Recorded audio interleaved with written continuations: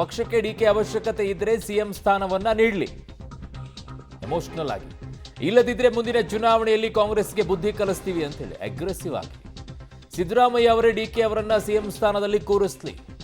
ಭಾವನಾತ್ಮಕವಾಗಿರುವಂತಹ ಟಿವಿಯೋ ಕೆಲಸ. ಸಿದ್ದರಾಮಯ್ಯನವರ ಮಾತಿಗೆ ತಪ್ಪಲ್ಲ ಅನ್ನೋ ಭರವಸೆ ಇದೆ. ವಚನ ಭ್ರಷ್ಟ ಆಗಬೇಡಿ ಅಂತ ಎಚ್ಚರಿಕೆ.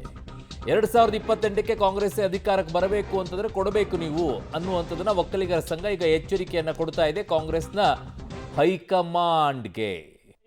ಏನಿವತ್ತು ನಮ್ಮ ಮುಂದೆ ಇರ್ತಕ್ಕಂಥದ್ದು ಏನು ನಮ್ಮ ಸಮುದಾಯದವರೇ ಇರ್ಬೋದು, ಯಾರು ಡಿ ಕೆ ಶಿವಕುಮಾರ್, ಆದರೆ ನಮ್ಮ ಸಮುದಾಯದವರು ಅಂತೇಳಿ ನಾನು ಮಾತಾಡ್ತಾ ಇಲ್ಲ. ಅವರು ಕಾಂಗ್ರೆಸ್ ಪಕ್ಷದ ನಾಯಕರು, ಮುಂಚೂಣಿಯಲ್ಲಿ ಇರ್ತಕ್ಕಂಥವರು. ಆ ಪಕ್ಷ ಇವತ್ತು ಅಧಿಕಾರಕ್ಕೆ ಬರಬೇಕಾದ್ರೆ ನಾವು ನಮ್ಮ ಜನಾಂಗದವರಿಗೆ ಒಂದು ನಮ್ಮ ಜೊತೆ ಒಕ್ಕಲಿಗ ಸಂಘದ ಅಧ್ಯಕ್ಷರಾಗಿರುವಂತಹ ಎಲ್ ಶ್ರೀನಿವಾಸ್ ಅವರಿದ್ದಾರೆ. ಸರ್ ನಮಸ್ತೆ. ಈಗ ಡಿ ಕೆ ಶಿವಕುಮಾರ್ ಅವರು ಸಿಎಂ ಆಗಲೇಬೇಕು, ಆಗದಿದ್ರೆ ಹೋರಾಟ ಅಂತ ಹೇಳ್ತಾ ಇದ್ರಿ. ಸೊ ಯಾವ ರೀತಿಯ ಹೋರಾಟಕ್ಕೆ ತಾವು ಪ್ಲಾನ್ ಅನ್ನ ಮಾಡ್ಕೊಂಡಿದ್ರೆ, ಜೊತೆಗೆ ಹೈಕಮಾಂಡ್ಗೆ ಯಾವ ರೀತಿ ಒತ್ತಡವನ್ನ ಹೇರೋದಕ್ಕೆ ಒಕ್ಕಲಿಗ ಸಂಘ ಈಗ ತಯಾರಾಗಿ ನಿಂತಿದೆ? ನೋಡಿ, ಇವತ್ತು ರಾಜ್ಯದಲ್ಲಿ ಕಾಂಗ್ರೆಸ್ ಪಕ್ಷದಲ್ಲಿ ರಾಜ್ಯ ಅಧ್ಯಕ್ಷರಾಗಿ ಡಿ ಕೆ ಶಿವಕುಮಾರ್ ಅವರು ಒಳ್ಳೆಯ ಕೆಲಸವನ್ನು ಮಾಡಿದ್ದಾರೆ. ಭಾಳಷ್ಟು ಹೋರಾಟಗಳನ್ನು ಕೂಡ ಮಾಡಿದ್ದಾರೆ. ನಮ್ಮ ಒಕ್ಕಲಿಗ ಸಂಘದ ವತಿಯಿಂದ ನಾವೇನು ಹೋರಾಟ ಮಾಡಬೇಕು ಅಂತ ತೀರ್ಮಾನ ಮಾಡಿದ್ದೀವಿ ಈಗ ಅಂತಂದರೆ, ಅವ್ರಿಗೇನು ಮುಖ್ಯಮಂತ್ರಿ ಸ್ಥಾನ ಕೊಡಲಿಲ್ಲ ಅಂದರೆ ನಾವು ಸ್ವಾಮೀಜಿಗಳವರ ನೇತೃತ್ವವನ್ನು ವಹಿಸಿಕೊಂಡು ಅವರ ಮಾರ್ಗದರ್ಶನದಲ್ಲಿ ನಾವು ಇಡೀ ರಾಜ್ಯಾದ್ಯಂತ ಹೋರಾಟ ಮಾಡ್ತೀವಿ ಅಂತಕ್ಕಂಥ ಮಾತನ್ನು ನಾನು ತಿಳಿಸಿದ್ದೀನಿ. ಈಗ ಒಂದ್ ಕಡೆ ಸಿದ್ದರಾಮಯ್ಯನವರು ಕೂಡ ಪಟ್ಟ ಬಿಟ್ಟು ಕೊಡುವಂತ ಅಷ್ಟು ಈಸಿ ಅಂತ ಅನಿಸ್ತಾ ಇದೆಯಾ ತಮಗೆ ಈ ಸಿನಾರಿಯೋ ನೋಡ್ತಾ ಇದ್ದೀವಿ?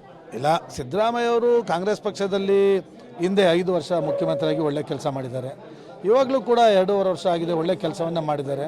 ಅವರೆಲ್ಲ ಕಾಂಗ್ರೆಸ್ ಪಕ್ಷದ ಶಿಸ್ತಿನ ಸಿಪಾಯಿಗಳ ಥರ ಇದ್ದಾರೆ. ಆದರೆ ರಾಜ್ಯಾಧ್ಯಕ್ಷರು ಅವ್ರ ಮಾತುಕತೆ ಏನೋ ಆಗಿದೆ ಅಂದರೆ 2.5 ವರ್ಷ ಸಿದ್ದರಾಮಯ್ಯಜಿಯವರು ಇರ್ಬೋದು, 2.5 ವರ್ಷ ಡಿ ಕೆ ಶಿವಕುಮಾರ್ ಸಾಹೇಬ್ರು ಇರ್ಬೋದು ಅಂತ ತೀರ್ಮಾನ ಆಗಿರಬೇಕು. ಹಾಗಾಗಿ ಡಿ ಕೆ ಶಿವಕುಮಾರ್ ಅವರು ಕೇಳೋದ್ರಲ್ಲಿ ತಪ್ಪಿಲ್ಲ. ಸಿದ್ದರಾಮಯ್ಯನವರು ನಾನು ಮುಂದಿನ ಬಜೆಟ್ ಅನ್ನು ನಾನೇ ಮಂಡಿಸ್ತೀನಿ ಅಂತ ತುಂಬಾ ಕಾನ್ಫಿಡೆನ್ಸ್ ಆಗಿ ಹೇಳ್ತಾ ಇದ್ರು. ಅದಕ್ಕೆ ಹೇಳ್ಬೋದು, ಬಟ್ ಹೈಕಮಾಂಡ್ ತೀರ್ಮಾನ ಅಂತಿಮವಾಗಿ ಹೈಕಮಾಂಡ್ ತೀರ್ಮಾನಕ್ಕೆ ಎಲ್ಲರೂ ತಲೆ ಬಾಗ್ತೀವಿ ಅಂತ ಕೂಡ ಹೇಳಿದ್ದಾರೆ. ಖಂಡಿತವಾಗ್ಲೂ ಆಗುತ್ತೆ. ಒಂದು ವೇಳೆ ಡಿ ಕೆ ಶಿವಕುಮಾರ್ ಅವರಿಗೆ ಸಿಎಂ ಸ್ಥಾನ ವಂಚನೆ ಆದರೆ ಅಥವಾ ಸಿಗದೇ ಇದ್ರೆ ಏನು ನಿಮ್ಮ ಮುಂದಿನ ಹೋರಾಟ?